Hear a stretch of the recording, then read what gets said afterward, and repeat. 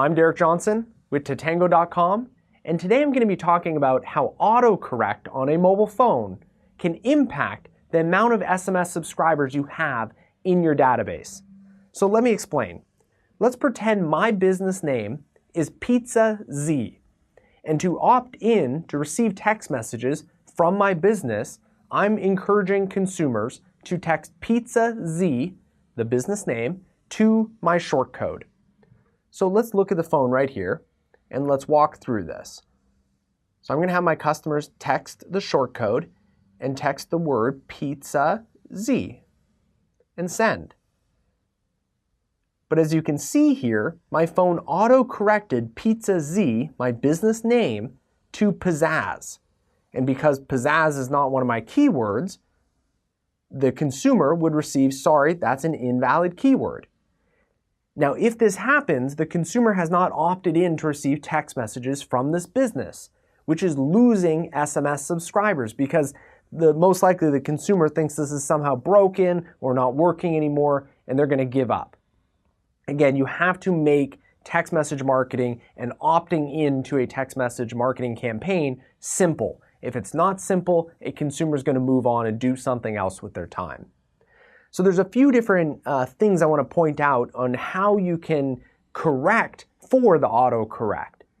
So the first one is you're going to want to make sure that you're using a dedicated shortcode. If you're using a shared shortcode and you have not registered the keyword Pizzazz as your keyword, there's no way that the software provider that is providing the shared shortcode is going to know what that consumer is trying to do, so they're going to get back a very generic error message. And that error message being generic is not going to help the consumer whatsoever. So always choose a dedicated shortcode when setting up your text message marketing campaign. The second is to make sure that if you are using a keyword that potentially could autocorrect or consumers can misspell it, make sure to claim those keywords in the software provider that you're using. So if you want to use the keyword Pizza Z and you know that it can autocorrect to pizzas or pizzazz, just take all of those keywords under the same campaign as Pizza Z. So that way, if a consumer texts in the wrong word, misspells it, or autocorrects, the consumer is going to opt into the SMS campaign.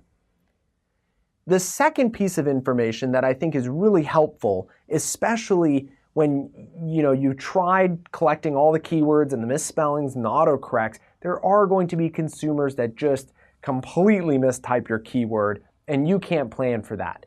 Now, in that case, this type of message, while it is informative, sorry, that's an invalid keyword, it really doesn't tell the consumer the information that they need to rectify the situation.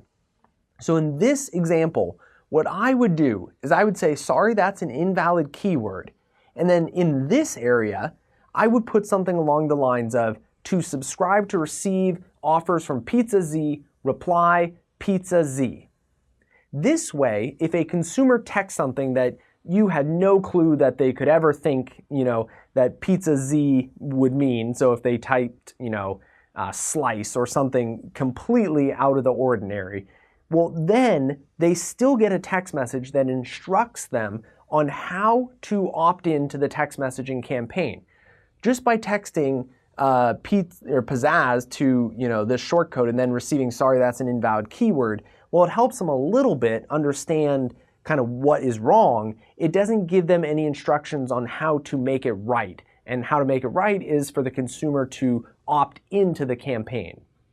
So hopefully this video today helps you not only plan for the autocorrect, but then also make sure that if they do send a message in a keyword that is not part of your planning, that you can help them and give them the instructions that they need to finish the opt-in process so that they become an SMS subscriber for your business.